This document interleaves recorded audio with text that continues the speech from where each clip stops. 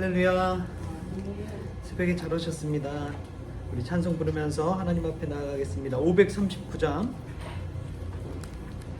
찬송가 539장입니다.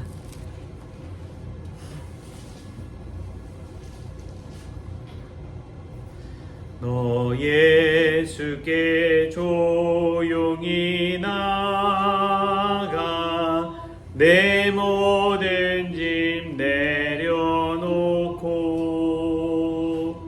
주 십자가 사랑을 믿어 죄 사함을 너 받으라.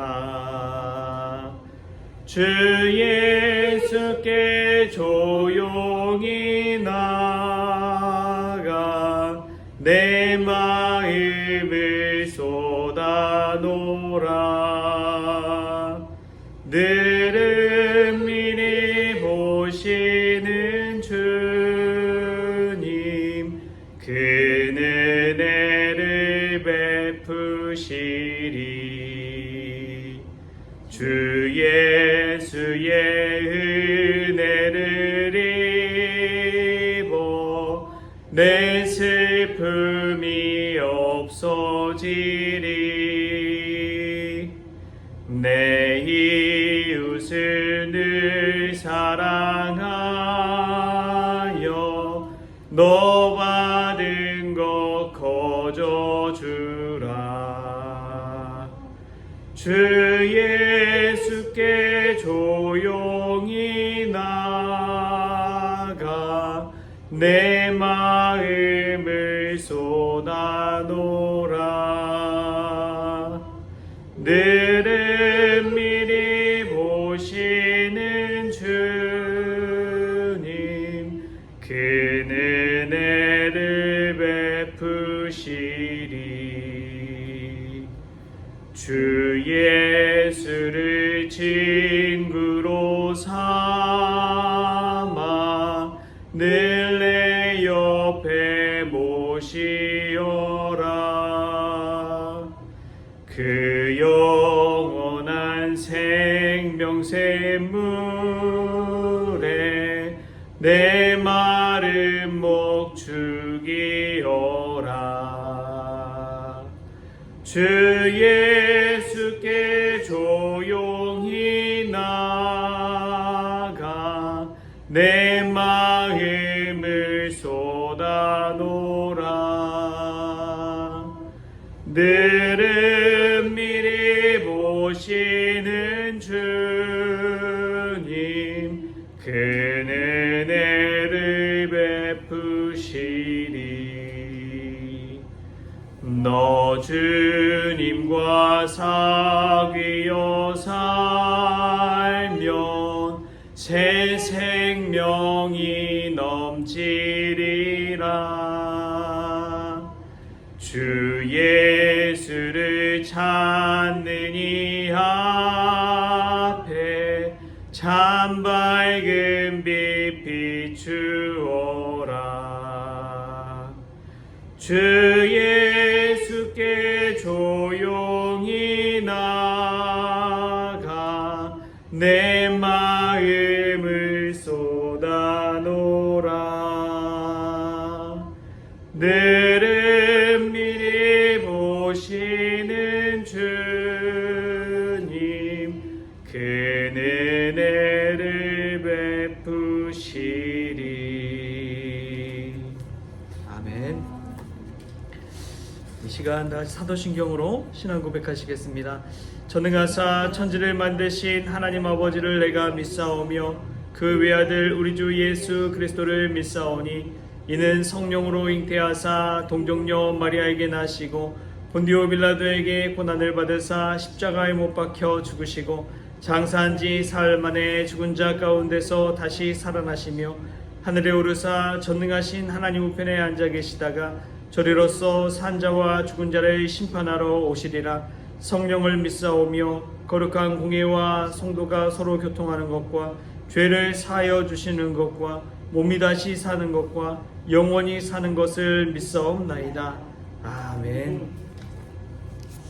오늘 함께 볼 말씀 누가복음 5장 27절에서 32절까지 말씀 같이 보겠습니다. 누가복음 5장 27절부터 32절까지 말씀 같이 읽겠습니다. 그 후에 예수께서 나가사 레위라 하는 세리가 쇠관에 앉아 있는 것을 보시고 나를 따르라 하시니 그가 모든 것을 버리고 일어나 따르니라. 레위가 예수를 위하여 자기 집에서 큰 잔치를 하니 세리와 다른 사람이 많이 함께 앉아 있는지라. 바리새인과 그들의 서기관들이 그 제자들을 비방하여 이르되 너희가 어찌하여 세리와 제위인과 함께 먹고 마시느냐. 예수께서 대답하여 이르시되 건강한 자에게는 의사가 쓸데없고 병든 자에게라야 쓸데있나니 내가 의인을 부르러 온 것이 아니요 죄인을 불러 회개시키러 왔노라. 아멘. 할렐루야. 말씀에서 먼저 귀한 은혜가 저와 여러분에게 있기를 소망합니다. 이제 어제부터 사순절이 시작되었는데요. 성의 수요일날 또 예배도 드리고 은혜 가운데 시작을 했습니다. 요즘 들어서 저에게 약간의 변화가 있는 것은, 또 변화를 주는 것은 그동안 논문 쓴다고 뭐 여러 가지 분주하게 또 살면서 춥기도 하고 했지만 쉬었던 이제 운동하는 일을 다시 시작했습니다. 이제 축구, 오늘도 이제 새벽 끝나고 아마 갈 것 같은데요. 축구하러 가는 일을 시작을 했습니다. 지난주부터 이제 했는데 이 몸이 엄청 힘들더라고요. 무언가 다시 새롭게 변화를 준다는 것은 참 쉬운 일이 아닌 것 같아요. 저도 나이가 좀 들어가는지 변화를 준다는 게 이게 보통 일이 아니구나 라는 생각이 들더라고요. 운동하는 것도 그렇습니다. 안 하다가 하니까 막 죽을 것 같고 막 몸이 아프고 끙끙대고 힘들고 그랬는데 이제 다시 이런 변화를 주면서 새로운 이 마음의 변화도 찾아오는 것 같아요. 뭔가 힘이 나는 것 같고 뭔가 새로운 거 해보려고 하는 마음도 생기는 것 같습니다. 우리가 사순절을 맞아서 살아간다는 것은 영적인 변화를 가지고 살아가는 것입니다. 그동안 말씀 읽기, 기도 생활에 좀 둔감했다면 민감한 마음을 가지고 다시 시작하는 것이죠. 교회력을 따라 산다는 것은 이 영적인 흐름을 따라서 거기에 우리의 몸과 마음과 영혼을 실는 것과 같습니다. 거기에 따라서 쭉 가다 보면 창조주 하나님, 또 우리 예수님, 또 성령님, 이런 흐름 속에서 살아가게 되는 것이죠. 이 사순절 기간 우리가 영적인 파도를 다시금 탈 수 있기를 소망합니다. 둔감했던 것들이 다시금 깨어나서 영적으로 활기찬 새로운 변화를 맞이할 수 있는 그런 귀한 절기 될 수 있기를 축복합니다. 예수님의 사역을 계속해서 보고 있는데요. 예수님은 우리가 읽진 않았지만 그 이전에 나병 들린 환자와 중풍병자를 고치시는 일을 합니다. 누군가를 고쳐서 새롭게 온전한 사람, 건강한 사람, 회복된 사람으로 만들어가는 게 예수님의 사역입니다. 이 사역을 볼 때 맞구나, 정말 그렇구나.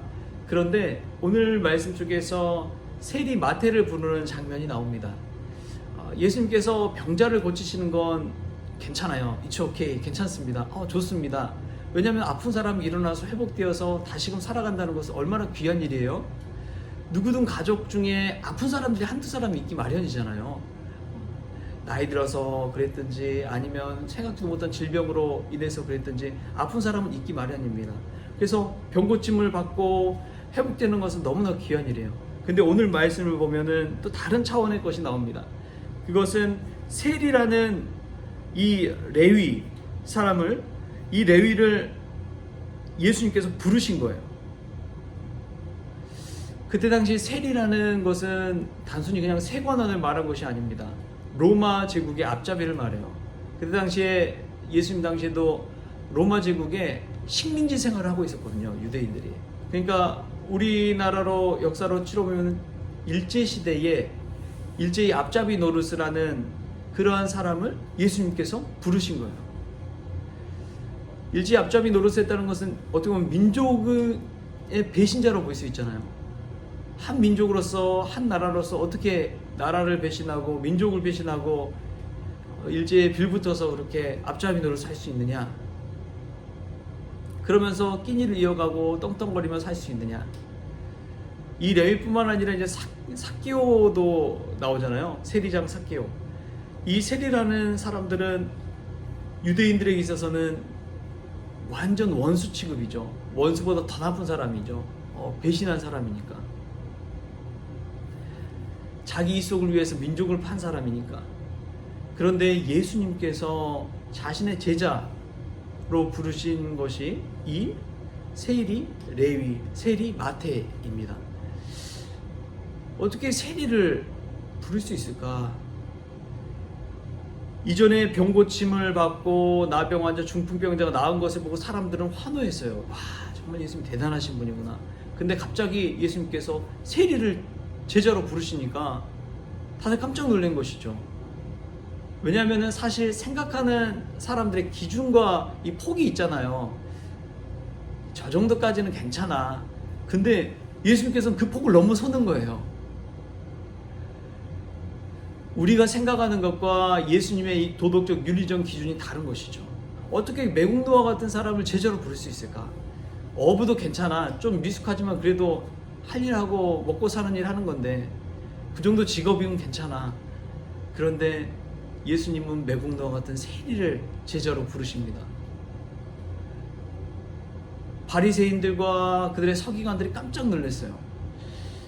자신이 생각하는 그 메시아 그리스도가 아닐까라는 의문이 드는 상황 가운데 그러한 행보를 보이니까 어떻게 저 사람은 저렇게 할 수 있을까? 우리가 생각하는 메시아가 아닌가 보다. 우리가 생각하는 구원자가 아닌가 보다 라는 생각을 하게 된 것이죠. 이 말씀 속에서 우리가 생각할 수 있는 것은 우리 예수님은 우리가 생각하는 그 차원의 폭과 전혀 다르다는 것입니다. 그것을 뛰어넘으시는 분이에요.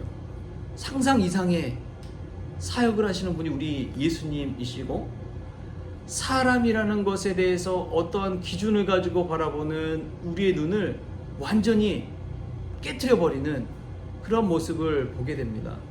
그리고 결정적으로 하신 말씀이 오늘 31절 32절에 이렇게 말씀하십니다.